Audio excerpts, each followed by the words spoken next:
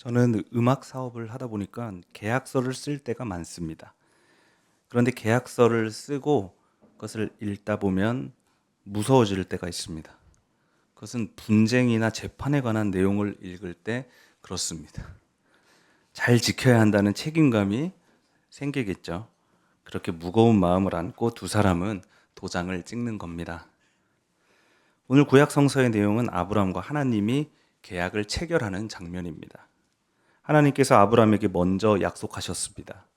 너의 자손은 하늘의 별처럼 많아질 것이다. 이 노인이 될 때까지 아이가 없었던 아브라함이었지만 아브라함은 그 약속을 믿었습니다. 그런데 하나님께서 또 하나의 약속을 주셨습니다. 내가 너에게 이 땅을 주겠다. 그런데 아브라함이 여기에서는 쉽게 믿지 못합니다. 자손보다는 땅이 어렵다고 생각했을까요? 아니면 쫓겨나지 않고 떠돌아다니지 않아도 되는 바로 그런 땅에 대한 마음이 간절했던 걸까요?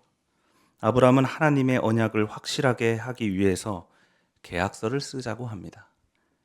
아브라함은 암송아지와 암염소, 수장과 산비둘기와 집비둘기를 각각 한 마리씩 가져와서는 그 동물들을 반으로 이렇게 쪼갭니다. 그리고 땅 위에 서로 쳐다보게 해놓고 바닥에 이렇게 배치했습니다. 이것은 고대 사람들이 계약하는 방식입니다. 이 계약을 체결하는 두 사람은 그 동물 조각들 사이로 이렇게 지나가게 됩니다. 그러면 계약이 성사되는 거죠. 그날 했던 약속을 어길 시에는 여기 있는 이 동물들처럼 된다는 무시무시한 내용을 담고 있습니다. 그 길을 걸어갈 때 얼마나 무서울까요? 쪼개진 동물들의 사체가 양쪽에서 지금 나를 노려보고 있지 않습니까? 마치 제가 계약서를 읽다가 분쟁이라는 단어가 저를 노려보고 있는 것처럼 무서웠을 겁니다. 아브라함은 그렇게 계약서를 준비했습니다. 계약의 내용은 하나님께서 아브라함에게 자손과 땅을 주시고 아브라함은 그것을 믿는 것입니다. 그런데 문제가 생겼습니다. 이렇게 계약서는 써놓았는데 도장을 찍을 하나님이 나타나지 않습니다. 아브라함은 불안해지기 시작합니다. 동물들의 사체를 늘어놓으니까 하나님 대신 애꿎은 솔개들이 내려앉았습니다. 아브라함이 솔개들을 열심히 쫓다 보니까 어느새 해가 지고 있습니다. 하나님을 기다리던 아브라함은 깜빡 잠이 들었습니다. 그 깊은 어둠과 공포가 그를 짓눌렀다고 합니다. 날이 저물었는데 하나님이 끝내 나타나지 않으시면 어떡하지? 그러면 나는 이제 그 언약을 어떻게 믿을 수 있겠는가?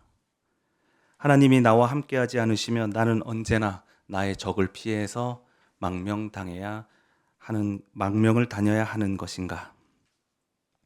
아브라함은 하나님을 마냥 기다리다가 잠이 들었습니다. 그때 해가 지고 어둠이 짙게 깔렸습니다.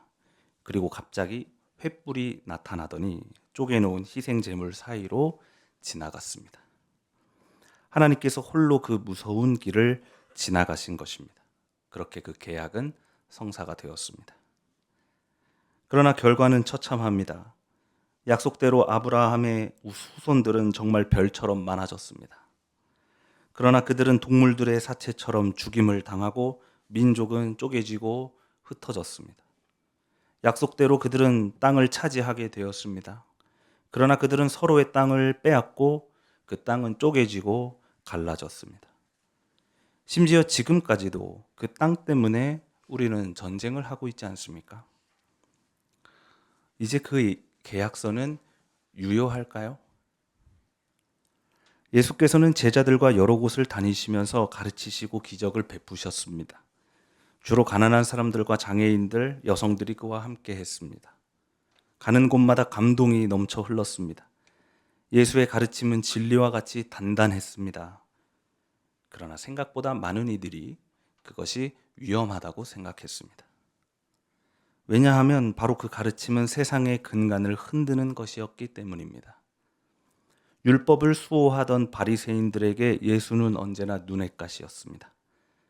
또 부자가 되고 싶거나 로마의 보호 아래 들어가고 싶거나 또 소수자들을 차별하고 싶었던 사람들도 모두 예수를 싫어했습니다. 그뿐만 아니라 세례 요한을 사형시켰던 유대의 폭군 헤롯 왕도 예수를 죽이고 싶어 합니다. 어느새부터 예수는 너무 위험해졌습니다. 이제 명절에 예루살렘에 간다면 언제 죽임을 당하게 될지 모릅니다. 그의 목숨을 노리는 사람들이 많아졌기 때문입니다. 심지어 오늘은 예수의 제자들이 아니라 바리새파 사람들이 예수께 와서 이렇게 말합니다. 선생님, 여기에서 떠나가십시오. 헤롯 왕이 지금 당신을 죽이려고 합니다. 헤롯의 예수 암살 음모를 전하는 바리새인들, 정보에 신빙성이 생기지 않습니까? 덜컥 겁이 납니다. 더 이상 예루살렘은 하나님을 예배하러 가는 기쁨의 길이 아니게 되었습니다. 이제 그 길은 사람들에게 진리를 깨우치러 가는 소망의 길도 아니고 가난하고 아픈 사람들을 위로하러 가는 은혜의 길도 아닙니다. 이제 그 길은 사망의 골짜기일 뿐입니다. 예수께서 그 바리새인들에게 말씀하십니다. 가서 그 여우에게 전하기를 오늘과 내일은 내가 사람들의 병을 고치고 위로할 것이다. 그리고 끝내 내 일을 끝낼 것이다. 그러므로 오늘도 내일도 그 다음 날도 나는 내 길을 가야 하겠다. 어두운 밤 아브라함이 두려움에 떨고 있을 때 하나님께서 동물들의 그 사체 사이로 그 두려웠던 그 길을 홀로 묵묵히 걸어가셨듯이 예수께서는 오늘도 내일도 그 다음 날도 그 죽음의 길을 굳이 가시겠다고 말씀하십니다.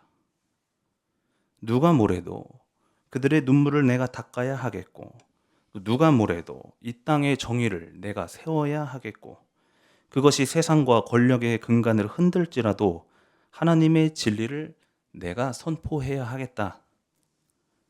이 예수의 뚝심으로 말미암아 우리는 오늘도 하나님의 계약서가 아직 유효하다는 것을 깨닫게 됩니다.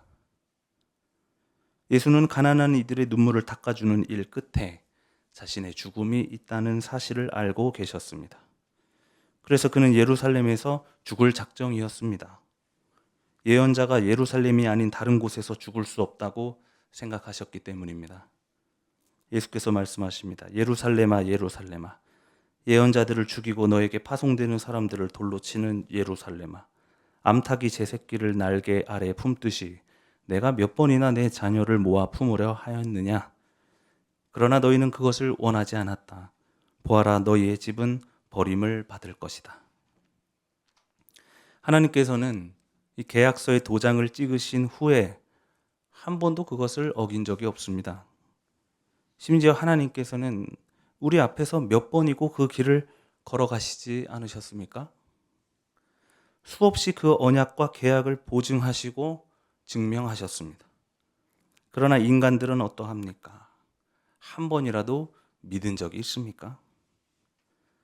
서로가 형제와 자매임을 확인하고 그 싸움을 멈춘 적이 있었습니까?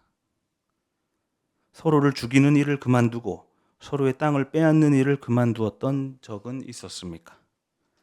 집과 가게에서 내쫓기고 일터에서 해고당하고 죄 없이 죽임당하는 일이 끊임없이 일어났습니다. 하나님께서는 몇 번이고 그 계약서의 도장을 찍으셨지만 사실 아브라함은 한 번도 계약서의 도장을 찍지 않았습니다. 여러분, 계약서의 도장은 두 사람이 찍는 겁니다. 하나님께서는 몇 번이고 찍으셨다고 했습니다. 그러면 이제 누가 그 계약서에 도장을 찍으시겠습니까? 저는 우리가 찍었으면 합니다. 아브라함이 끝내 걷지 않았던 그 길, 그러나 하나님께서 횃불 들고 홀로 걸어가셨던 그 길, 예수께서 묵묵히 그러나 당당히 걸어가셨던 그 십자가의 길을 우리가 걸었으면 합니다. 저는 사실 목사가 되기로 했을 때, 또 새민족교회 가기로 했을 때, 또 안수를 받았을 때 사실은 아주 두려웠습니다. 가난한 이들의 눈물을 닦아주러 가는 그 길이 위험한 길이 되고 진리를 선포하러 가는 길이 무서운 길이 되는 세상이기 때문입니다. 혹시 이 길 끝에서 정말로 죽게 될까 봐 무언가를 빼앗기고 또 무언가를 잃어버리게 될까봐 요즘에도 어떤 밤에는 겁에 질리기도 합니다. 그러나 여러분, 괜찮습니다. 왜냐하면 우리에게는 아직 유효한 계약서가 남아있기 때문입니다. 바울이 빌립보 교회 사람들에게 말했습니다. 세상에는 십자가의 원수로 살아가는 사람들이 많이 있습니다. 그들은 하나님을 말하면서 자기 배를 불리고 또 부끄러움을 영광으로 삼고 이 땅의 것만을 생각하는 사람들입니다. 그러나 여러분, 우리의 시민권은 하늘에 있습니다. 우리는 그곳으로부터 구주로 오실 주 예수 그리스도를 기다리고 있습니다. 그분의 권능으로 비천한 우리의 몸은 영광스럽게 될 것입니다. 그러므로 여러분, 주님 안에 굳건히 서 계십시오. 악한 것들이 판을 치는 세상입니다. 계엄령을 선포해서 나라를 위기로 끌고 가니 내란범을 지켜내자는 사람들이 폭력을 휘두르고 있습니다. 그들이 말하는 하나님은 그들의 배를 채우는 하나님입니다. 그들은 부끄러움을 영광으로 삼고 땅의 일만을 생각하는 사람들입니다. 그러나 여러분, 세민족교회 교우님들의 시민권은 이 땅이 아니라 바로 하늘에 있다는 사실을 잊지 마십시오. 우리를 향한 하나님의 계약서는 아직 여전히 유효합니다. 지금 우리가 비천해 보일지라도 반드시 우리는 영광을 보게 될 것이라고 우리의 계약서에 쓰여 있습니다. 하나님께서 그렇게 약속하셨잖아요. 그러므로 여러분, 믿음을 가지십시오. 혼란스러운 이 시국 안에서도 주님 안에 굳건히 서 계시기 바랍니다. 2024년 12월 3일 그날 밤부터 저는 광장에서 기도회를 꾸리고 있습니다. 에큐메니칼과 복음주의 여러 단위가 함께 하기도 했고 또 뜻이 맞지 않아서 갈라지기도 했습니다. 그럴 때는 정말 함께 걸어갈 수 있는 동지가 몇이나 있을까 의심하면서 절망하기도 했습니다. 체포가 무산되었을 때도 또 어이없게 석방되었을 때도 얼마나 불안하고 두려웠는지 모릅니다. 광장에서 설교하다가 극우 세력에게 포위를 당해서 사방에서 욕짓거리를 받아내야 할 때는 창자가 뒤틀리는 듯 했습니다. 이 길은 확실히 위험하고 무서운 길입니다. 솔직히 가고 싶지 않습니다. 그러나 추운 광장, 그 불안과 절망 안에 있었던 저를 언제나 붙들어 주었던 것은 바로 우리 세민족교회 교우님들이었습니다. 국회 철문 앞에서 헬기를 바라보고 있을 때 김석환 교우님이 나타나셨습니다. 얼마나 반가웠는지 모릅니다. 극우 세력이 저에게 달려들 때 김진호 교우님께서 막아주셨습니다. 얼마나 든든했는지 모릅니다. 광장에서 우리 교우님들과 함께 기도하고 행진하고 구호를 외치고 깃발을 흔들고 같은 믿음을 품으면서 두려움을 이길 수 있었던 것 같습니다.